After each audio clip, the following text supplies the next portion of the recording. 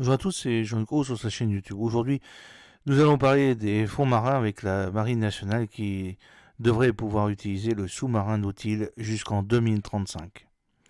Alors qu'elle fut à la pointe de l'exploration des fonds marins avec le groupe des Balkiscaf qui réalisa plusieurs exploits dans les années 50-60 dans une plongée à 9545 mètres dans la fosse des Kourils, la Marine nationale ne dispose plus de sous-marins habités pouvant naviguer dans les abysses depuis le désarmement de l'Archimède en 1974. Seul l'Institut français de recherche pour l'exploitation de la mer, l'IFREMER, maîtrise ce savoir-faire avec notamment le Nautil, capable d'atteindre une profondeur de 6000 mètres.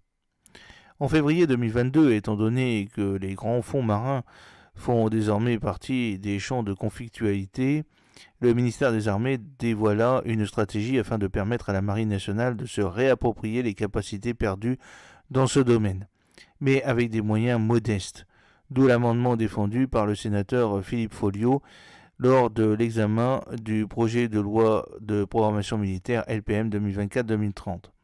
Ainsi, les parlementaires avaient proposé de permettre à la Marine nationale d'utiliser le Nautil, dont les jours étaient alors comptés dans le cadre d'un partenariat avec l'IFREMER. La dualité serait une opportunité pour la France de développer ses capacités militaires, en particulier dans le domaine de la surveillance et de la protection des infrastructures sous-marines, tout en appuyant la recherche scientifique, avait-il expliqué. L'argument fit son effet, d'autant que plus que le Nautil avait été construit en partenariat avec la Direction générale de l'armement, DGA, et la Direction des constructions et armes navales, DCCAN Naval Group.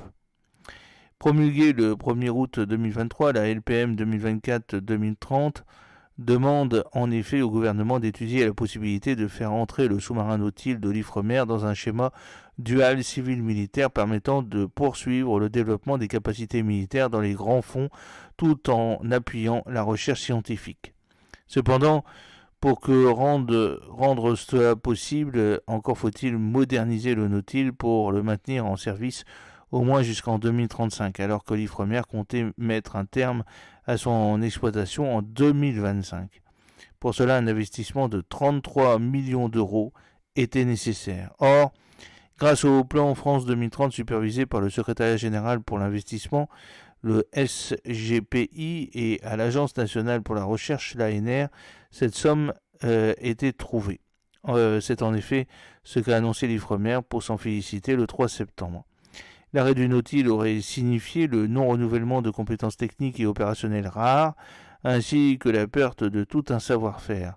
Des sujets stratégiques auxquels l'État, à travers le plan France 2030, est sensible car ils mettent en jeu la souveraineté nationale, a fait valoir l'Institut de recherche, et de rappeler que la France est le seul pays de l'Union européenne à concevoir, maintenir et opérer un sous-marin habité apte à plonger à 6000 mètres de profondeur.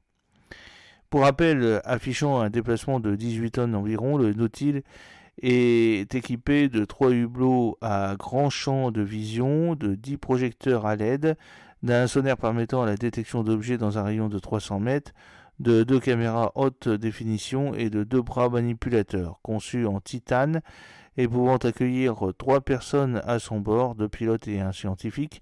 Il a une autonomie de 6 heures à 6000 mètres de profondeur. Outre la France, 4 autres pays possèdent une telle capacité, à savoir les États-Unis avec le sous-marin Alvin, le Japon avec le Shinkai, la Russie avec 2 engins Mir et la Chine avec le Yonglong.